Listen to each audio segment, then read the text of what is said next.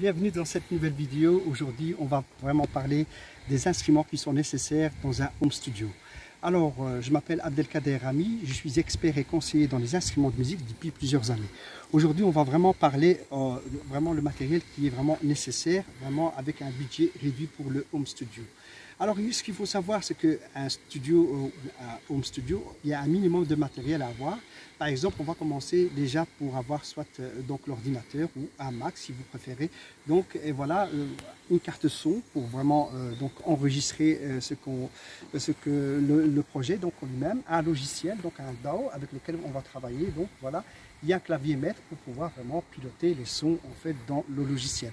En fait, ces quatre éléments sont vraiment importants. Et puis il y a un cinquième élément donc qui est vraiment le micro à condensateur avec lequel on va enregistrer. Mais là, on va tout de suite passer dans une petite cabine pour pouvoir vraiment faire la prise de son. En fait, ces cinq éléments que je viens de vous citer, c'est vraiment le minimum à avoir dans un home studio ou bien dans un studio d'enregistrement.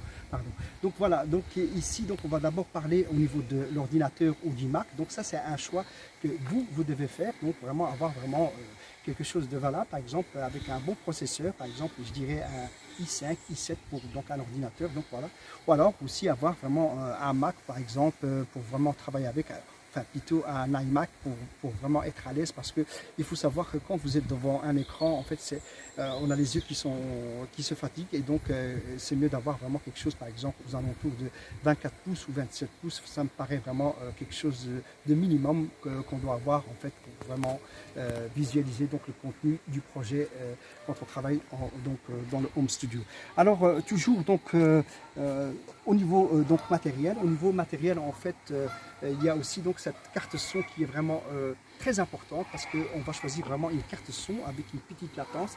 Ça c'est vraiment très important à connaître. Donc peu importe ce que vous allez faire donc avec cette carte son, si par exemple vous allez vous enregistrer soit en solo, soit avec plusieurs musiciens, là aussi il va falloir donc déterminer le type de carte son avec le nombre vraiment d'entrées qui seront nécessaires vraiment pour pouvoir vraiment donc travailler sur votre projet. Donc voilà, donc la carte son, donc vraiment avoir une carte son donc avec plusieurs entrées donc et plusieurs sorties.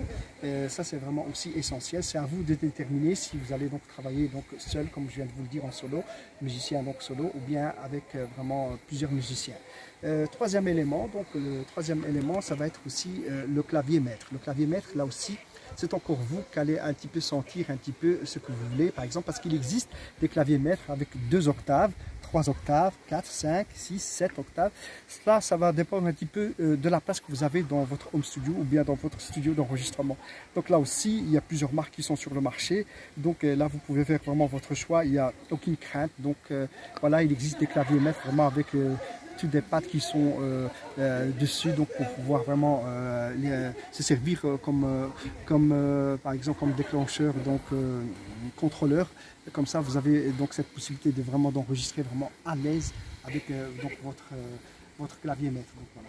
Alors il y a aussi donc il faut savoir aussi que pour par exemple faire une prise de son, la prise de son en fait va se faire dans une cabine qui doit normalement être en norme de moins 10 dB. Donc ça c'est vraiment essentiel donc pour pouvoir, mais il faut surtout avoir le micro adéquat pour pouvoir enregistrer, donc avec de préférence un micro à condensateur, parce qu'avec celui-ci on va vraiment ça va être un micro qui va être sensible, et ça va être aussi un micro qui va vraiment bien capter donc le son. Ça c'est vraiment essentiel d'avoir donc ce micro à condensateur. Donc il y a beaucoup de marques sur le marché, donc encore une fois moi je vous dis vraiment le minimum et les normes qu'il faut utiliser pour vraiment avoir quelque chose de valable. Et puis au fur et à mesure avec le temps, donc vous allez vraiment pouvoir vraiment affiner donc votre matériel. Vous allez vraiment acquérir une expérience, donc vraiment déjà de bien commencer donc avec ce matériel, vraiment comme ça vous pouvez donc déjà maîtriser vraiment l'outil. Après vous pouvez vraiment passer au matériel qui est encore professionnel par rapport donc à ce que vous avez donc déjà. Donc, alors, autre chose, en fait, il faut aussi savoir qu'au niveau du DAW, donc du logiciel avec lequel vous allez enregistrer, il y a beaucoup de logiciels sur le marché, notamment donc le très connu donc Cubase. Cubase est vraiment un logiciel qui est vraiment standard, mais il existe aussi Pro Tools, Ableton. Ça c'est à vous de voir. Donc voilà, donc ici je vais m'arrêter donc ici. Si vraiment vous voulez en savoir plus, abonnez-vous à ma chaîne YouTube qui est Abdelkader Rami, et là vous aurez des explications individuelles et donc sur mesure. Voilà, je vous dis donc à très bientôt. Au revoir.